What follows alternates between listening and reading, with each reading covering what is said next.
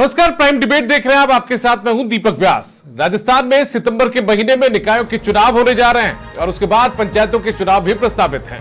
इन चुनाव में सियासी दल आधी आबादी का ध्यान रखते हुए उन्हें टिकट भी देंगे, लेकिन उससे पहले एक नई चर्चा इस बात को लेकर शुरू हो रही है कि क्या भाजपा और कांग्रेस समेत तमाम सियासी दल जिन महिलाओं को टिकट देंगे वही चुनाव जीतकर अपनी जिम्मेदारी निभाएंगी, या फिर सिर्फ चेहरा उनका होगा और पर्दे के पीछे पद की जिम्मेदारी कोई और निभाएगा। दरअसल हर बार निकायों से लेकर जिला परिषदों तक और ग्राम पंचायतों से लेकर पंचायत समितियों तक में ऐसी तस्वीरें सामने आती रही हैं। एक केस के निर्णय में कोर्ट कह चुका है कि अब भी महिलाएं केवल मुखौटा बनकर नहीं रह सकती। अधिकारियों का भी वैधानिक कर्तव्य है कि वो निर्वाचित महिला प्रतिनिधि से ही पत्राचार करें। ऐसे में जब चुनाव सामने है, टिकटों का काउंटडाउन चल रहा है, तो क्या उम्मीद सियासी दलों से नहीं करनी चाहिए कि वो टिकटों के वितरण में कोई ऐसे कड़े नियम बनाएंगे, कोई ऐसी आचार संहिता बनाएंगे जिसमें चुनाव जीतकर आने वाली महिला जनप्रतिनिधि ही अपने पद की जिम्मेदारी निभा पाएंगी और कोई पार्षद पति, सरपंच पति, चेयरमैन पति, मेयर पति नाम की कोई अदृश्य शक्ति का दखल नहीं होगा। और इसी मुद्दे पर आज हम चर्चा करेंगे। हमारे साथ में कुछ खास मेहमान जुड़ चुके हैं, उनका परिचय आपसे करवा देते हैं। हमारे साथ में जुड़ चुके हैं एडवोकेट राजकुमार शर्मा जी, जो कि भारतीय जनता पार्टी के प्रवक्ता हैं। जितेंद्र नरूका जी हमारे साथ में जुड़ चुका है, कांग्रेस पार्टी के प्रवक्ता हैं। हमारे साथ में रफीक खान जी जुड़ चुके हैं, जो कि प्रवक्ता है सरपंच संघ के राजस्थान के। और हमारे साथ में अनिल चतुर्वेदी जी जुड़ चुके हैं, जो कि भी एडवोकेट है। आप चारों का बहुत स्वागत है। सबसे पहले चर्चा की शुरुआत रफीक खान जी मैं आपके साथ करना चाहूंगा। आज मुझे बताइए, आपका तो कार्यकाल भी रहा है बतौर सरपंच, मुझे बताइए ऐसी स्थितियां देखने को मिलती है क्या? जनरली गांव में ऐसा माहौल है, इस तरह की है कि जो राजनीतिक परिवेश से जो आते हैं, जो लोग जिनके परिवार से राजनीतिक विरासत रही है, वहां पे इस तरह का टेक्स रहता है। मगर अब जो हेलो, आवाज आ रही है? जी जी, आपके रफीक खान जी मुझे आवाज मिल रही है। अब जो दृश्य जो बदला है, परिदृश्य जो बदला है, उसमें यह है कि अब ज्यादातर जो जनप्रतिनिधि, महिला जनप्रतिनिधि हैं, वो खुद अपना काम करती है। मगर कुछ जगह ऐसी विसंगतियां हो सकती है, मगर शहरी क्षेत्र में ऐसा नहीं है। शहरी क्षेत्र में 99% महिलाएं जो चेयरपर्सन बनती है वो काबिल है, वो पढ़ी लिखी होती है, वो टैलेंटेड होती है और उनका राजनीतिक वर्चस्व भी होता है। और रही बात गांव में प्रधान हो या जिला प्रमुख हो, यहाँ तक तो जो चुन के आती हैं वो अच्छे घरों से और पढ़ी लिखी होती है। मगर सरपंच के और वार्ड पंचों का थोड़ा सा रहता है, वहां पे कई जगह इस तरह के हमको दृश्य देखने को मिलते हैं कि कोई जो सरपंच रहा है, या जैसे मैं सरपंच था, मेरे पहले मेरी मदर सरपंच पंचायत समिति सदस्य थी, मेरे पिताजी जनप्रतिनिधि रहे, तो हमारा परिवार है। तो अभी मेरी वाइफ जैसे सरपंच है, प्रशासक है, तो वो खुद अपना काम करती है, उसमें मेरा हस्तक्षेप नहीं होता क्योंकि उसने मेरा कार्य ऐसी रफीक खान जी ऐसी हो सकता है आपके परिवार की स्थिति हो कि आप दखल अंदाजी नहीं करते हो, लेकिन बहुत सारी तस्वीरें सामने आई। आप जिस काबिलियत की बात कर रहे हो, काबिलियत पर हम कोई संशय पैदा नहीं कर रहे, हम कोई शंका, हमें शंका नहीं है, लेकिन जो स्थितियां देखने को मिलती है वो बहुत बदसूरत है लोकतंत्र पर। तस्वीरें जब किसी मेयर का पति गिरफ्तार हो पट्टों की फाइलों के साथ में जयपुर शहर में, या किसी मेयर के पति के कारण, कोई डील के कारण पत्नी को सस्पेंशन का जो सामना है वो यहां पर करना पड़े, सस्पेंड उसको होना पड़े, तो ये बदसूरत तस्वीर भी होती है लोकतंत्र की। बिल्कुल, मैं इस बात से सहमत हूं आपकी से, और ऐसा कई दफा हुआ है। तो सरकार को ऐसा ठोस कदम उठाना चाहिए कि जहां पे इस तरह का हस्तक्षेप हो, जहां पे जो जनप्रतिनिधि है उसका पति या उसके पिता, उसके ससुर, देवर अगर हस्तक्षेप करते हैं, वो करते हैं, तो उसको निलंबन जैसी कार्रवाई होनी चाहिए, तब जाके ये लोकतंत्र का एक अलग दृश्य सामने आएगा। वरना राजनीतिक परिवार से जो लोग आ रहे हैं, अभी जैसे कोई सरपंच है, महिला सीट आ जाती है तो वो अपनी पत्नी को, अपनी माता को चुनाव लड़ा देता है। वही उसी बात का जिक्र कर रहे हैं, उसी बात का जिक्र कर रहे हैं। ठीक है, इस तरह के नियम बनने चाहिए कि अगर इस तरह के कोई हस्तक्षेप करता है तो वो आइए कोई घोषित हो। ठीक है, एडवोकेट राजकुमार शर्मा जी मैं आपसे जानना चाहता हूं, ऐसी स्थितियां आप भले ही दरकिनार कर दीजिएगा, लेकिन ऐसी स्थितियां होती है जब जहां पर कोई पार्षद जीत कर आती है तो उसका राजनीतिक रसूख उतना नहीं होता, दखलंदाजी नहीं होती है राजनीति में उतनी, लेकिन वजह ये होती है कि उनके पति काम कर रहे होते हैं। ऐसी स्थिति में महिला सीट आ जाती है तो ठीक है, राजनीतिक वर्चस्व कायम रखने के लिए पत्नी को चुनाव लड़वा दिया जाता है, और ऐसे में पूरा पति का दखलंदाजी देखने को मिलती है, हस्तक्षेप होता है पूरा राजनीति में, उसके कामकाज में। दीपक जी जी अभी आप कह रहे हैं कि चाहे मैं दरकिनार कर दूं, पर आंखें बंद कर लेने से सच्चाई नहीं छुपती है। मैं आपको बता दूं कि हम इस चीज का आकलन जो आपने आज डिबेट का विषय रखा है कि पतियों का प्रभाव, तो इस पर लीना कंवर बनाम राजस्थान ऑफ स्टेट का एक निर्णय आया था 2020 में। जस्टिस अरुण भंसाली जी ने उस पर निर्णय दिया था। उसमें पलाड़ा ग्राम पंचायत का मामला था और उसमें जो सरपंच पति है उसने कुर्सी पर बैठ के अधिकारियों से अभद्रता की थी, तो उनको सस्पेंड किया गया था। उसमें महिला सरपंच भी सस्पेंड हो गई थी। और उसके बाद क्या हुआ उसमें कि उसके बाद फिर कोर्ट ने महिला सरपंच है उसको तो उसने बहाल कर दिया था और कहा कि महिला इसमें दोषी नहीं है क्योंकि उसके पति ने ऐसा किया। इसके अलावा उड़ीसा में भी एक बहुत अच्छा जजमेंट और सुप्रीम कोर्ट में भी ने इस पर जजमेंट दिया। बात मुद्दे की ये है कि महिलाओं के अधिकारों पर कटौती क्यों, इसके लिए मैं कहना चाहता हूँ कि मूल जड़ में हमको आना पड़ेगा। हमारे देश को आजाद हुए 80 वर्ष के लगभग हो गए और लगभग लंबा शासन कांग्रेस ने देश में किया है। तो महिलाओं की जो सुरक्षा की स्थिति है, महिलाओं की समझ की स्थिति है, उसको बढ़ावा दिया ही नहीं गया। हमारी मोदी जी की सरकार आई, मोदी जी ने बेटी बचाओ बेटी पढ़ाओ का नारा दिया और हरियाणा में पानीपत से 2015 में इसकी शुरुआत की। महिलाओं को जागृत करने का जो काम किया, चाहे सुकन्या योजना हो, चाहे महिला आरक्षण बिल हो, चाहे लाडली बहन योजना हो, इससे महिलाओं को सशक्त बनाने का जो काम किया है। आज महिलाएं देखिए, ऑपरेशन सिंदूर का उदाहरण ले लीजिए आप, कर्नल सोफिया कुरैशी और व्योमिका सिंह ने पूरे इसको लीड किया।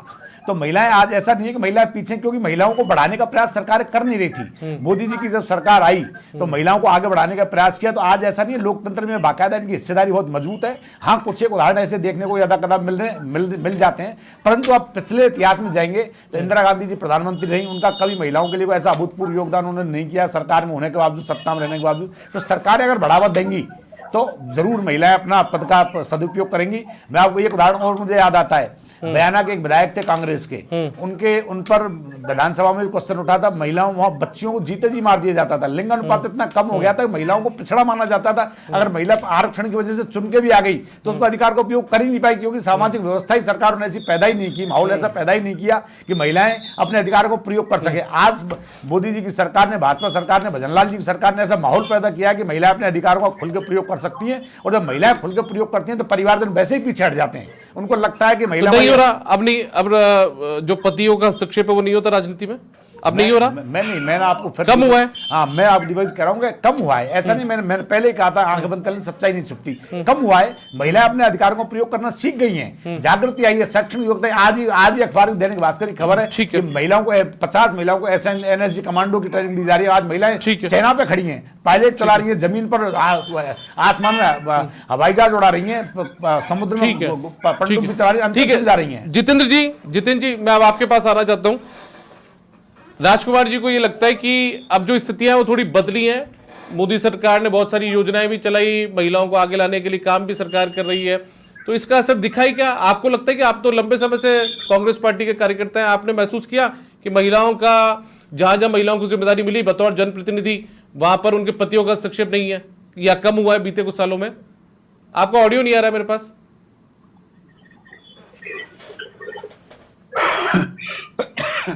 जितेंद्र जी,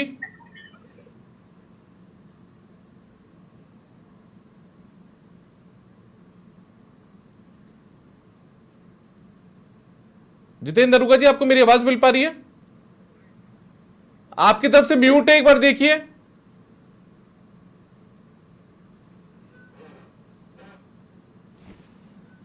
जितेंद्र दरुगा जी, आपको मेरी आवाज मिल पा रही है? आवाज बीप हो रही है, आवाज बीप हो रही है जी। आपको आवाज मिल रही है मेरी? आवाज बीप हो रही है। चलिए, आप, मेरा प्रश्न आपसे यह है, यदि आप मेरी आवाज सुन पा रहे हो तो आपको क्या महसूस होता है कि क्या वाकई में महिलाओं को जो भागीदारी मिलती है, वो जनप्रतिनिधि बनती है, उसके बाद में उनके पतियों का जो हस्तक्षेप है वो क्या बीते कुछ सालों में कम हुआ है या बरकरार है? क्या लगता है आपको? आवाज मेरे तक नहीं आ पा रही है, आप क्या कहना चाह रहे हो? चलिए, वापस से कोशिश करेंगे आपसे कनेक्ट होने की। आप तक हमारी आवाज नहीं पहुंच पा रही है। अनिल चतुर्वेदी जी, आप मेरी आवाज सुन पा रहे हैं? मैं कोशिश मेरे तक आवाज नहीं आ पा रही, मैं कोशिश कर रहा हूं। चलिए, ठीक है, एक बार वापस से जुड़ने की कोशिश करेंगे। अनिल चतुर्वेदी जी, आप मेरी आवाज सुन पा रहे हैं क्या? एडवोकेट अनिल चतुर्वेदी जी। भाजपा से डील हो रही है, डील। अनिल जी, आप मेरी आवाज सुन पा रहे हैं क्या? अनिल चतुर्वेदी जी, अनिल जी,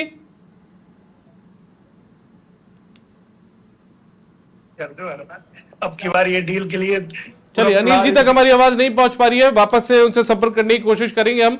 लेकिन मैं आपके पास आता हूं राजकुमार जी, मुझे ये बताइए, आप कहने की स्थितियां कम हुई हैं, अब चुनाव सामने है, निकायों के चुनाव होने जा रहे हैं 9 और 11 को राजस्थान में, उसके बाद में पंचायतों के चुनाव प्रस्तावित है। ऐसी कोई आचार संहिता खुद की तरफ से क्या भारतीय जनता पार्टी लागू करेगी, या ऐसी कोई पहल करेगी जिसमें जहां पर महिला सीट आ गई है वहीं की मूल कार्यकर्ता को टिकट मिले कि ठीक है पति का वर्चस्व वहां पर है लेकिन पुरुष सीट नहीं आ पाई है, तो ऐसे में उसकी पत्नी को टिकट देकर रस्म अदायगी नहीं करें? दीपक जी देखिए, भारतीय जनता पार्टी ने राजनीति की जो आयाम उनको बदल दिया है, ऐसा नहीं है।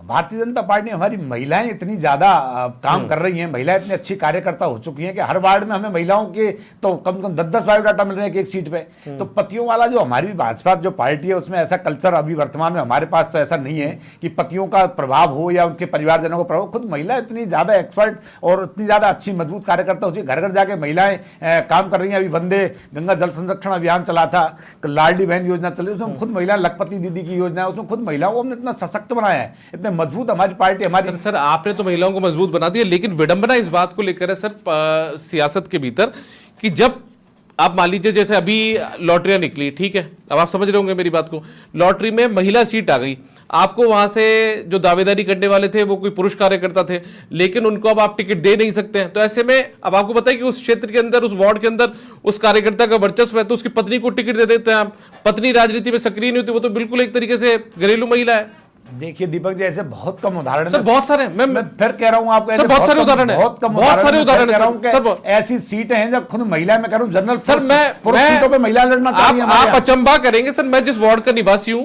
ठीक है, हेरिटेज नगर निगम के क्षेत्र में वो आया करता था, अब जयपुर 1 नगर निगम हो चुका है, उसके वार्ड की जो पार्षद थे वो महिला पार्षद थी, बीजेपी की महिला पार्षद थी, लेकिन उनके पति राजनीति में दखल रखते थे, उनको टिकट मिला पत्नी को क्योंकि महिला वार्ड आ चुका था। ऐसी स्थिति बहुत सारी है सर पूरे राजस्थान में। मैंने इस चीज से नकारा नहीं है, मैं 100% नकार नहीं रहा हूं, मैं आपको फिर कह रहा हूं, हम महिलाओं को सशक्त करने का काम कर रहे हैं। हमारे यहाँ जो महिलाएं, हमारे यहाँ मैं कह रहा हूं जो ओपन वार्ड है वहां से महिलाएं चुनाव लड़ेंगी। महिला सशक्तिकरण का जो दौर चल रहा है, जो युग चल रहा है, उसमें भारतीय जनता पार्टी जो बिल्कुल जो ओपन वार्ड है, जब महिला पुरुष कोई लड़ सकता है, वहां से महिलाओं को चुनाव लड़ाया जाएगा हमारे यहाँ। और हमारे यहाँ महिलाएं तो एक, आप ये देखिए कि जैसे जैसे भारतीय जनता पार्टी ने, भजन लाल जी की सरकार ने जैसे जैसी योजनाएं लाई, महिलाओं के नाम पर योजनाएं, आज रजिस्ट्री में महिलाओं के नाम पर छूट दी जा रही है, आज घर की मुखिया महिला के नाम से राशन कार्ड जारी हो रहा है। तो ऐसे जो महिलाएं, तो महिलाएं आजकल योजनाएं चलाना अलग बात है, देखिए राजकुमार जी, लेकिन दूसरी तरफ जब उसको इंप्लीमेंट करने की बात आती है, टिकट देने की बात आती है, तो कहीं ना कहीं एक जो जिताऊ और टिकाऊ, ये चीज सबसे ज्यादा मायने रखती है। तो उस सीट को जीतने के चक्कर में, जीतने के फेर में तुरंत टिकट दे दिया जाता है किसी कार्यकर्ता की पत्नी को। मैं उस बात पे आ रहा हूं बार बार। दीपक जी आपकी बात सही है, भारतीय राजनीति में जो भी पार्टियां चुनाव में होती हैं उनके लिए जीतना सबसे ज्यादा महत्वपूर्ण होता है। जिताऊ कैंडिडेट को टिकट दिया जाता है, ये राजनीति में होता है, चाहे वो पार्टी कांग्रेस हो, चाहे बीजेपी हो, और चाहे वो बसपा हो, चाहे वो सपा हो, कोई भी पार्टी हो, जीतना यहाँ प्रमुख। ठीक है, अनिल चतुर्वेदी जी, आप यदि मेरी आवाज सुन पा रहे हो तो मेरा सवाल आपके पास है, अब यदि आप तक मेरी आवाज पहुंच पा रही है। अनिल जी, राजनीति के अंदर सर एक विडंबना ये होती है कि जब आरक्षण की लॉटरी निकलती है तो महिला सीट आ जाती है, तो वहां पर महिला कोई दावेदार होती नहीं है पार्टियों के पास में। ऐसी स्थिति में किसी पुरुष कार्यकर्ता की या पुरुष दावेदार जो होता है वहां का, उसकी पत्नी को टिकट दे दिया जाता है। उसके बाद में जो पुरुष होते हैं, पति होते हैं, वो सबसे ज्यादा वहां पर हावी रहते हैं। तो इनके लिए कोई कानून है क्या सर कि इन पर लगाम लग सके?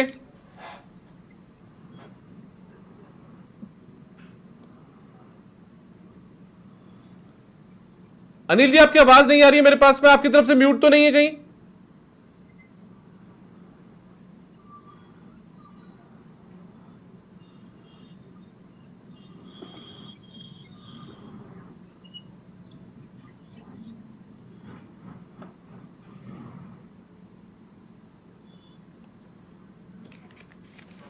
अनिल जी, आपकी आवाज नहीं आ रही है मेरे पास में।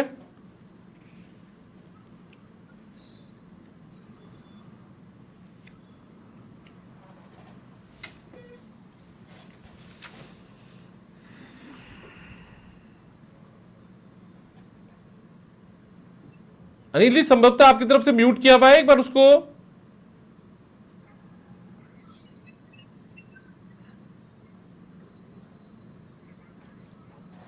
चलिए ठीक है, मैं जितिन जी के पास जाता हूँ। जितिन जी, पहले आप तक हमारी आवाज नहीं पहुंच पा रही थी, यदि आपको मेरी आवाज मिल पा रही है तो मैं आपसे जानना चाहता हूं कि ऐसी स्थितियां बहुत देखने को मिलती है जब महिलाएं जीत कर आती है, वो प्रतिनिधि बनती है, जनप्रतिनिधि बनती है, उसके बाद में उनके जो पति होते हैं उनका राजनीति में हस्तक्षेप होता है, उनकी कुर्सी पर हस्तक्षेप होता है और वो मूलतः काम करते। तो ऐसी स्थिति ना पैदा हो, मौजूदा जो चुनाव आ रहे हैं उसके अंदर, तो उसको लेकर कांग्रेस पार्टी कोई कदम उठाएगी? मैं आपको सबसे पहले तो बताना चाहूंगा आपके चैनल के माध्यम से कि कांग्रेस वो पार्टी है जिसने सबसे पहले महिला प्रधानमंत्री दी जी। आप देखिए, इंदिरा गांधी जी हमारे देश की पहली महिला प्रधानमंत्री बनी। और इंदिरा जी का शासन कैसा रहा, पूरे देश ने देखा, पूरी दुनिया ने देखा। तो यदि कांग्रेस पार्टी की यदि मैं बात करता हूं तो कांग्रेस पार्टी में तो महिलाओं को पहली प्राथमिकता होती है। जब भी जहां भी अवसर लगता है, जहां भी चीजें होती है, तो प्रमुखता से उनको मौका दिया जाता है और हर तरीके से वो अपनी बखूबी रूप से अपनी जिम्मेदारी का निर्वहन करती है। ऐसा नहीं है कि पार्टी। सेकेंडरी, यदि हम सामाजिक परिवेश की बात करें तो हमारे भारत देश में महिलाओं को पहले ही प्राथमिकता दी हुई है। महिलाओं की हमारे पूजा होती है, ये मेरे भारत देश की संस्कृति है। और अभी आप जो कहना चाह रहे हैं, जो आपका क्वेश्चन है कि भाई महिला प्रतिनिधि बनने के बाद में पुरुष उनकी जो कुर्सी पर जाके, जिस तरीके से आप जो बताना चाह रहे हैं, ऐसा नहीं है कि महिलाओं को निश्चित रूप से जब उनको जिम्मेदारी जो मिलती है तो निश्चित रूप से उनको मौका दिया जाना चाहिए। कि पहले भी महिलाओं ने साबित करके बताया है। इंदिरा गांधी जी से बड़ा हमारे देश में कोई उदाहरण नहीं है। निश्चित रूप से उनको मौका दिया जाना चाहिए कि जितिन जी बिल्कुल, आप कांग्रेस पार्टी ने देश की पहली महिला प्रधानमंत्री दी, उसके लिए बहुत धन्यवाद कांग्रेस पार्टी को। लेकिन कांग्रेस पार्टी ने जयपुर में मुनेश गुजर के तौर पर महिला मेयर भी दी थी, जिनके घर से 41 लाख रुपए भी बरामद हुए थे। बरामद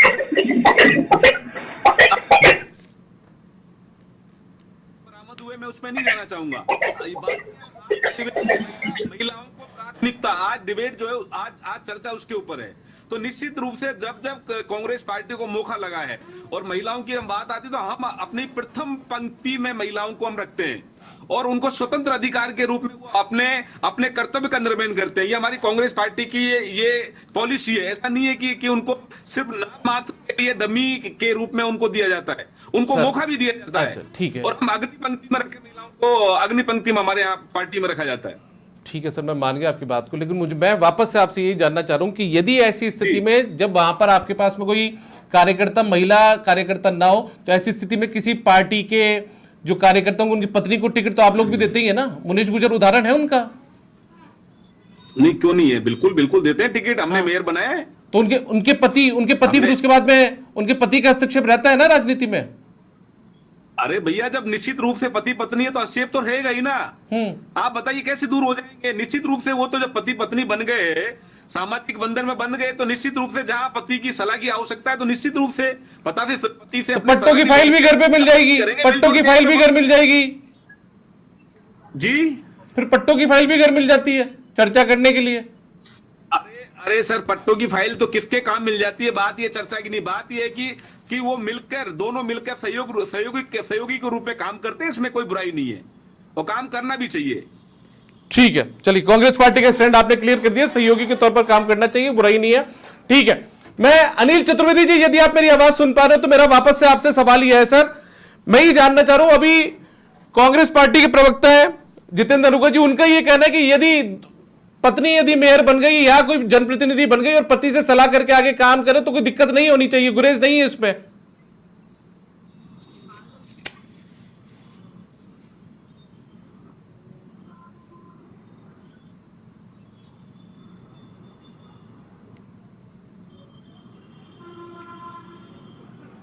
नहीं, आपकी आवाज मेरे पास नहीं आ रही है। चलिए ठीक है, आप कुछ कहना चाहेंगे राजकुमार जी? कोई गुरेज नहीं है? नहीं, मैं तो दीपक जी कहना ये चाहूँगा कि आपका सवाल बार बार घूम फिर के ये इसी पे आता है कि क्या अगर पत्नी जनप्रतिनिधि बनी है तो पति का हस्तक्षेप होगा या नहीं होगा। तो कांग्रेस पार्टी प्रवक्ता ने तो कह दिया कि मिलजुल के काम कर लो, कोई दिक्कत नहीं है, और ऐसा उदाहरण उन्होंने जयपुर के लिए पेश भी कर दिया। परंतु मेरा मानना है कि महिला को स्वतंत्र रूप से काम करना चाहिए और जब उसको जनता का जो जन समर्थन मिलता है जिससे वो जीतती है तो उसके लिए मिलता है, पति या रिश्तेदारों के लिए नहीं मिलता है। पंचायत राज अधिनियम की धारा 38 के तहत, नरुका सुनिए, धारा पंचायती राज अधिनियम की धारा 38 के तहत इसमें बाउंडेशन भी दिया, अगर कोई पति या उसका रिश्तेदार किसी तरह का दखलंदाजी करता है तो उनके खिलाफ कार्रवाई का प्रावधान भी पंचायती राज अधिनियम धारा 38 में रखा गया है। तो ऐसे मजबूत काम, इंदिरा गांधी से बड़ा देश में बोलिए सुनेंगे, आपको सुनेंगे, नरुका जी बोलिए। मैं ये कहना चाह रहा हूं, मैंने सहयोगी के रूप में मैंने बात की, दखलंदाजी की बात नहीं करी है मैंने। यदि निश्चित रूप से स्वतंत्र महिलाओं तो करके दिखाया है, इसमें कोई फनवट नहीं है। जब महिलाओं को मौका मिला है या पार्टी ने दिया है, सामाजिक रूप से भी, अग्नि रूप से, हमारी पहली महिला आईपीएस आप देखिए करण बेदी जी थे, तो क्या उन्होंने नहीं दिखाया?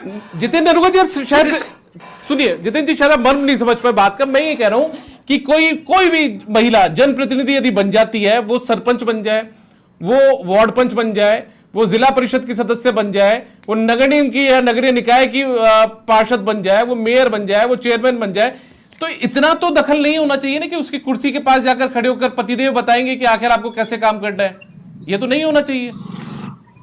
देखिए स्वतंत्र रूप से उनका जनता से चुन के वो आते हैं, इसमें कोई नहीं है, और स्वतंत्र रूप से उनको स्वतंत्रता देनी चाहिए, काम करना चाहिए, जिससे पता लगे कि उनके काम करने की कार्यशैली लोगों के बीच में आके मौका देना चाहिए।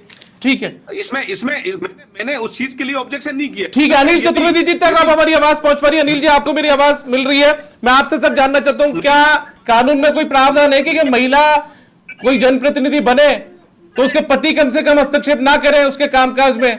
कई बार जेल भी जाना पड़ता है बहुत सारे लोगों को। तो देखिए, बिल्कुल ऐसा है, कानून में प्रावधान है। अगर कोई महिला जनप्रतिनिधि बनी है तो उसके पति को उसमें हस्तक्षेप करने का कोई भी अधिकार नहीं। अगर ऐसा कुछ हस्तक्षेप करता है ऑन डॉक्यूमेंट तो उसके ऊपर विभिन्न धाराओं के अंदर मुकदमा दर्ज हो सकता है। परंतु ये जो पति पत्नी के, भाई बहन के, माता पिता के और पुत्र के पुत्री के जो रिश्ते होते हैं, ये बड़े पारिवारिक रिश्ते होते हैं। इसमें अगर वो घर पर आकर किसी तरह की कोई राय, मशवरा या सलाह लेकर काम करते हैं तो उसको तो कौन रोक सकता है। अभी सपोज कीजिए मेरी पत्नी अगर कुछ बन जाती है, पार्षद या मेयर, या मेरे पिताजी बन जाते हैं, मेरी माताजी बन जाती है, तो परिवार में तो उसमें वो राय मशवरा होता ही है। परंतु ऑन रिकॉर्ड, सीट पर, ऑफिस में किसी तरह का कोई भी हस्तक्षेप कोई भी परिवार का सदस्य नहीं कर सकता। अगर वो जीती हैं तो वो अगर पद पर हैं तो उन्हीं को वो काम पूरा करना होगा, अपनी जिम्मेदारी निभानी होगी। इसलिए जितने भी दल इन चुनावों में भागीदारी निभा रहे हैं उनको सोच समझ के ऐसे महिला को टिकट देना चाहिए जो कि इसके योग्य हो, जो कि अपने काम करने में और अपनी जिम्मेदारी निभाने में उपयुक्त हो। अनिल जी, आपके कि सामाजिक कार्यों में भी जुटे रहते हैं, मैं कई बार देखता हूं आपको। मैं आपसे एक चीज और जानना चाहता हूं सर, जिस तरीके से कई बार ऐसी स्थिति आती है कि वहां पर वार्ड जो है वो रिजर्व हो गया महिला को लेकर, तो ऐसे भी परिपाटियां खत्म करनी चाहिए ना कि कार्यकर्ता की पत्नी को टिकट ना देके जो योग्य महिला हो, जो संभाल सके वार्ड की जिम्मेदारी, उसको टिकट दे दे। बिल्कुल, मैं तो कहता ही यही हूँ और होना भी यही है। आप तो जानते हैं हमारी तो हमेशा यही मांग रहती है कि योग्य व्यक्ति को, योग्य महिला को या योग्य पुरुष को ही टिकट देना चाहिए। कार्यकर्ता की बात इतनी महत्वपूर्ण नहीं है। अगर आप जो ढूंढ रहे हो कार्यकर्ता है ही नहीं तो फिर क्या करोगे? तो ऐसे में आप एक सिंपल अपने फॉर्म्स मंगाओ, आप डिमांड मंगाओ और उससे आप देखो कि कौन योग्य है और उनको टिकट दो और उनको चुनाव लड़वाओ, वो योग्य बन के आएंगे, अपनी जिम्मेदारी निभाएंगे। ठीक है, ठीक है। रफीकान जी, आपका आखिरी 30 सेकंड में कमेंट चाहूंगा मैं। क्या राजनीतिक दलों को नई रवायत शुरू करनी चाहिए अब? बिल्कुल, जो भी राजनीतिक दल है जो अभी चुनाव में आ रहा है उनको जो कार्यकर्ता, महिला कार्यकर्ता है, अगर महिला सीट है तो महिला कार्यकर्ता है या उस वार्ड की कोई सक्रिय समाज सेविका है, उनको आगे लाना चाहिए, ना कि राजनीतिक परिवार से जो लोग हैं। अगर पति अभी पार्षद है तो पत्नी को ही टिकट मिलेगा, ऐसा कोई नहीं होना चाहिए। क्योंकि उस वार्ड में अब तो महिलाएं 50, हमारे पंचायत राज में तो 50% का आरक्षण है, तो हर एक दूसरी पंचायत महिलाओं के लिए आरक्षित होती है। ऐसे ही जिला परिषद हो या पंचायत समिति हो या प्रमुख प्रधान हो, तो मेरा तो यही आग्रह रहेगा दोनों राजनीतिक दलों से कि वो अपने अपने ठीक है क्षेत्र में जो महिलाएं सक्रिय है उनको राजनीति में आगे लाए और उनको स्वतंत्र रूप से काम करने दे, उनमें अनावश्यक रूप से हस्तक्षेप न होगा, तभी ये विकास और सही भागीदारी नजर आएगी। ठीक है राजकुमार जी, बीजेपी करेगी इस बारे में कोशिश? वापस पूछ रहा हूं आपसे एक बार। बीजेपी तो इस पर आप जो बीजेपी तो इस विचारधारा की समर्थक है। महिलाओं को ताकत मिलनी चाहिए, मजबूत सशक्त महिला सशक्त भारत, सशक्त महिला सशक्त राजस्थान, तो चाहते ही यही है महिलाएं आगे आए और उनको पूरी काम की आजादी देनी चाहिए। मैं तो कह रहा हूँ हमारी सरकार में, आपको फिर कह रहा हूँ, लखपति दीदी योजना, सुकन्या समृद्धि योजना, लाडली बहन योजना, बेटी बचाओ बेटी पढ़ाओ योजना, ये सब महिलाओं के लिए किए हैं। महिलाओं को आज 33% आरक्षण देना चाहते हैं हम, जिस बिल को कांग्रेस सरकार ने रोक दिया। हम महिलाओं को बढ़ाना चाहते हैं, महिला आगे आए, महिला अपने स्वतंत्र रूप से काम करे, हमारी यही विचारधारा, हम इस पर काम करना चाहते हैं। ठीक है जितेंद्र नरूका जी, मैं आपसे वापस ये पूछना चाह रहा हूं और मैं ये जानना चाह रहा हूं कि कांग्रेस पार्टी इस परंपरा को खत्म करेगी अब, कि ठीक है वार्ड यदि रिजर्व हो चुका महिला को लेकर, तो ऐसे में किसी मूल महिला कार्यकर्ता को टिकट मिल जाए जिससे ये गलत परंपराएं शुरू ना हो? बीजेपी तो कह रही है हम करेंगे ऐसा काम। देखिए कांग्रेस पार्टी ने तो पहले भी करके दिखा, पहले भी प्राथमिकता महिलाओं को दी है। भारतीय संविधान में महिलाओं को भी बराबर का दर्जा दिया गया है। कांग्रेस पार्टी मैं महिलाओं को दर्जा देने की बात नहीं कर रहा जितेंद्र जी, मैं ये कह रहा हूं कि जो मूल कार्यकर्ता उसको टिकट मिल जाए, जो उसकी पात्रता रखता है उसको टिकट मिल जाए, जो पात्र ही ना हो, किसी की पत्नी हो किसी नेता की, तो ऐसे में ऐसी थोपने वाली स्थिति ना हो, इसको लेकर आश्वासन देते हैं कि आप कांग्रेस पार्टी की तरफ से? नहीं, मैं बिल्कुल खंडन करता हूं। निश्चित रूप से जो व्यक्ति योग्य है, जो कार्यकर्ता योग्य है, उनको बिल्कुल उनको मौका दिया जाना चाहिए। जो व्यक्ति पार्टी के लिए समर्पित है, जो समाज की भावनाओं में, जन कल्याण की भावनाओं में सबसे आगे रहता है, निश्चित रूप से हमें उनको मेरिट पे रखना चाहिए और उनको निश्चित रूप से तवज्जो देनी चाहिए। ठीक है, यहाँ ना तो कोई भाई भतीजा बात करने का अवसर होना चाहिए, चाहे कांग्रेस पार्टी हो बीजेपी पार्टी हो। चलिए ठीक है, बहुत धन्यवाद आपका जितेंद्र नरूका जी, एडवोकेट राजकुमार शर्मा जी, एडवोकेट अनिल चतुर्वेदी जी, आपका भी बहुत धन्यवाद, साथ में रफीक खान जी आपका भी बहुत शुक्रिया। तो कुल मिलाकर देखिए, महिलाओं को तो अक्सर जिम्मेदारी मिल जाती है, लेकिन उनके पति उस पर भारी पड़ते हुए नजर आते हैं, हस्तक्षेप करते हुए नजर आते हैं। ऐसे में निकाय के चुनाव होने वाले हैं 9 और 11 सितंबर को। उम्मीद की जानी चाहिए कि जिन प्रत्याशियों का चयन किया जाएगा, जो प्रत्याशी घोषित किए जाएंगे, इस बार शायद इन चीजों का ध्यान रखा जाए, जिससे कि तस्वीर कुछ बदली भी आगे आने वाले वक्त में नजर आए। फिलहाल इतना ही, नमस्कार।